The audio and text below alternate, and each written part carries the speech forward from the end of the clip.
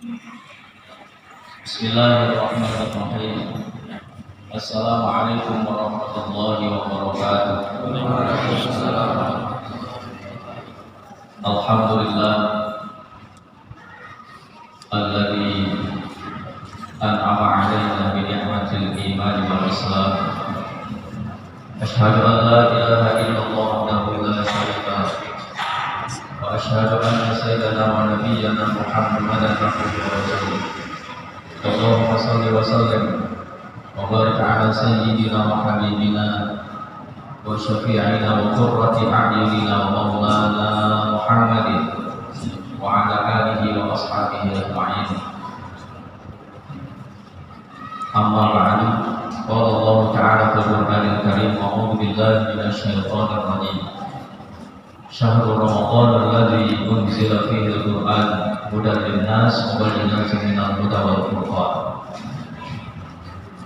Wa qala Nabi sallallahu alaihi wasallam, al-jannatu mushtaqatun ila arba'ati nafarin, syaril Qur'an wa hafizil lisan wa mut'imil jihan wa shawmi Ramadan. Sadaqallahu azim wa sadaqa rasuluhun nabiyul habibul karim.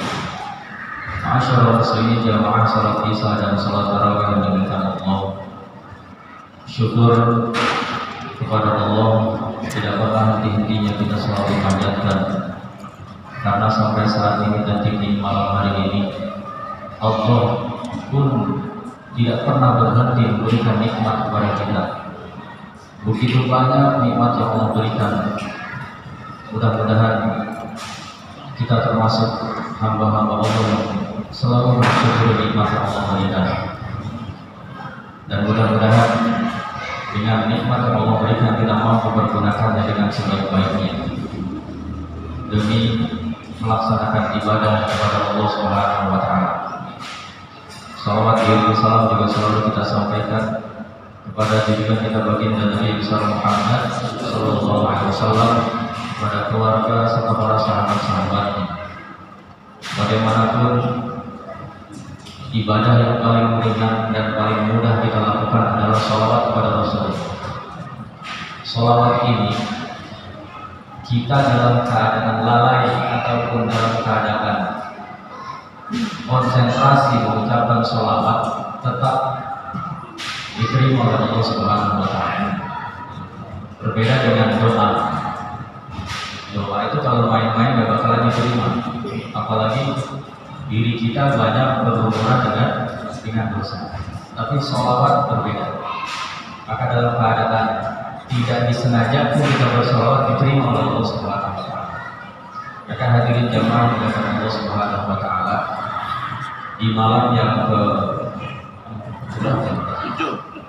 malam ke-7. Saya pengen malam ke-25 aja, kayak cepet-cepet lebaran. Di malam yang ke-7 ini alhamdulillah sudah mulai ada kemajuan sholat tarawihnya.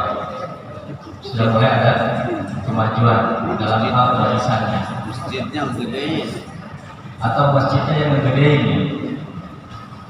Tapi alhamdulillah, jangan pernah kita merasa atau punya pikiran udah capek tarawih dulu. Jangan pernah ada terbersih kayak begitu. Kalau kemarin kita ngaji subuh itu, kita buka Syafatul Qulub itu, kalau benar-benar sudah merasa cinta kepada Allah Subhanahu wa taala, maka pekerjaan yang kita lakukan itu akan ringan. Seperti halnya unta kalau sedang bercinta, dikasih beban yang sangat berat pun dia kuat. Masa kita kalah sama onta? Karena saking sudah cintanya kita. Jadi kalau dibebankan oleh Allah Subhanahu wa taala sesuatu yang memang merupakan kewajiban untuk kita, kalau sudah cintanya sangat cinta kepada Allah, nggak ada perasaan berat sama sekali. Jadi kaki kalau melangkah mau melaksanakan sholat nggak ada berat-beratnya. Tapi karena cintanya cuma sampai di lisan, belum sampai ke hati, berat. Panggilan sholat untuk melaksanakan sholat di dalam pikiran kita baru jumhur, udah asar lagi baik baru jumhur, udah maghrib lagi aja baru asar. Kayak begitu pikiran kita. Karena cinta kita kepada Allah masih melebihi cinta kepada makhluk yang lain. Cinta kita kepada Allah masih lebih cinta kita kepada makhluk. Harta makhluk, jabatan makhluk, duit makhluk, istri makhluk, anak makhluk, itu masih lebih kita cintainya tuh daripada Allah Subhanahu wa taala. Ya. Makanya tumbuhkan rasa cinta kita di dalam hati kepada Allah Subhanahu wa taala. Maka ketika kita sudah merasakan cinta yang sesungguhnya, seperti halnya seorang pemuda yang sedang mabuk cinta, ya. Seperti pemuda yang sedang mabuk cinta itu sudah tidak kepikiran apa-apa lagi. Di depan ada kereta mau nabrak, juga gak kelihatan tuh kereta. Karena saking sudah mabuk banyak cinta. Nah, kalau kita sudah cintanya seperti itu kepada Allah Subhanahu wa taala, itu sudah tidak ada penghalang bagi kita untuk malas-malasan membaca firman Allah yang Al-Qur'an dan lain sebagainya. Nah, hadirin jamaah juga Allah Subhanahu wa taala, ada satu hadis yang dikatakan oleh Rasulullah sallallahu alaihi wasallam sebagai bentuk penyemangat kita dalam melaksanakan puasa Ramadan. Hadis ini sering dan berulang-ulang kita dengar, tapi mudah-mudahan menjadi motivasi kita untuk selalu mendapat ridha Allah dan mengharap surganya Allah Subhanahu wa taala.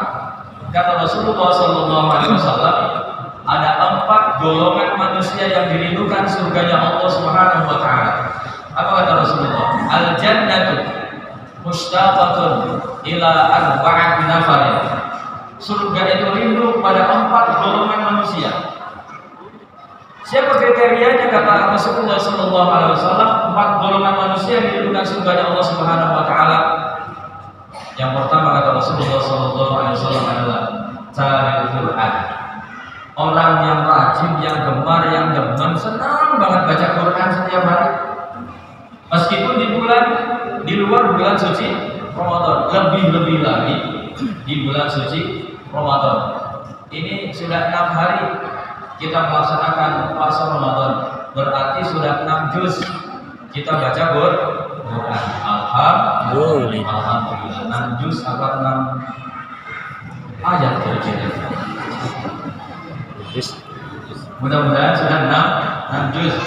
Jadi kalau 30 hari kita melaksanakan puasa, selesai 1 kali khatam Quran. Alhamdulillah. 1 hari 1 juz. Yang kemarin saya bilang waktu pertemuan pertama, semalas-malasnya kita jangan sampai 1 hari kagak baca Quran sama sekali. Baca Quran 1 huruf dibalas berlipat ganda oleh Allah Subhanahu wa taala. Semalas-malasnya kita baca Quran 1 ayat. Ya, meskipun satu huruf 1 ayat yang kan banyak 1 huruf ya. Ya.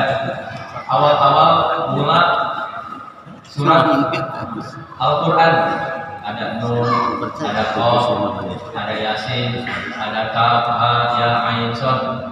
Itu semalas-malasnya kita.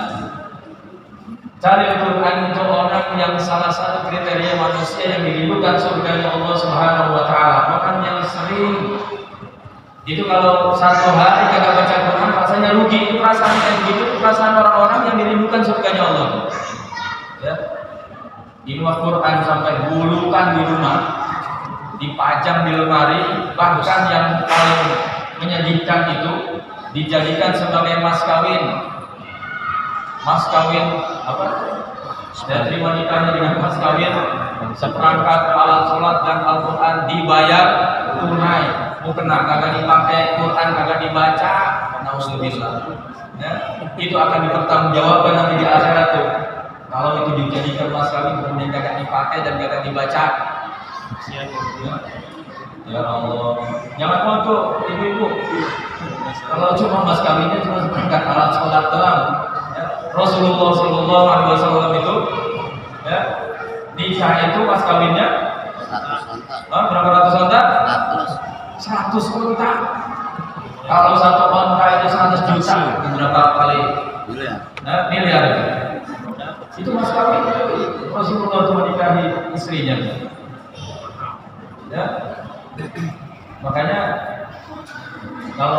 Mas kawin agak gedean mintanya dikit. Boleh Ustaz. Enggak boleh ya? Kalau mampu. Ntar nikahnya nggak jadi lagi. Waduh, ini mau minta mas kawin juga gede banget, 50 juta atau 70 juta. Lebih baik gue cari yang lain gitu. Kalau bagi yang mampu, tapi kalau mas kawin seperangkat alat sholat dan Al-Quran dibayar tunai, itu pun ikhlas, insya Allah ya rumah tangganya sakinah mawaddah warahmah. Apalagi mas kawin yang luar biasa dipakai ibadah tuh pernah itu urusannya dengan ibadah, Quran itu urusannya dengan ibadah. Mudah-mudahan Al-Quran yang sering, bahkan itu firman Allah Subhanahu Wa Taala, jangan sampai satu hari pun kita tidak membaca Al-Quran. Yang kedua, orang yang dirindukan surga Allah Subhanahu Wa Taala adalah wahafizul lisan, orang yang selalu menjaga lisannya dari perkara-perkara yang bikin orang tersebut mempunyai dosa di hadapan Allah Subhanahu Wa Taala. Ini lisan kalau sudah ngomong lebih tajam daripada pedang. Pedang kalau ditusuk langsung mati, tapi kalau lisan ngomong sampai seumur hidup kagak sembuh-sembuh. Masih keingetan gue, dulu orang itu ngomong saya ternyata itu masih ada orang. Ingat terus sampai mati. Hati-hati tulisan ya, kalau sudah melukai. Bahkan orang yang gara-gara lisannya berbicara tidak baik dan kagak benar, bisa-bisa tidak akan dipercaya oleh orang lain.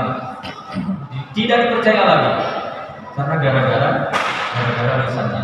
Maka mudah-mudahan di bulan suci Ramadan ini kita selalu berusaha memperbaiki diri, ya, menjaga lisan waktu.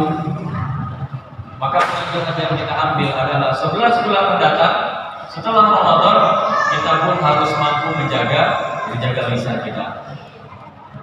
Dua, orang yang dirindukan surga Allah Subhanahu Wa Taala, yang pertama adalah talil Quran, orang yang sering rajin membaca Al-Quran. Yang kedua adalah wahafizul lisan, orang yang selalu menjaga lisannya. Dua ini insya Allah nanti pertemuan yang akan datang. Kurang lebihnya mohon maaf. Mari sebelum saya tutup kita membaca niat puasa bersama-sama untuk besok hari.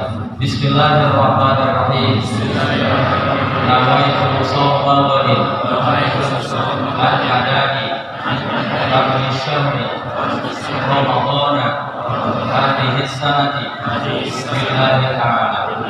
Sambil niat di dalam hati, karena niat di dalam hati adalah niat yang wajib.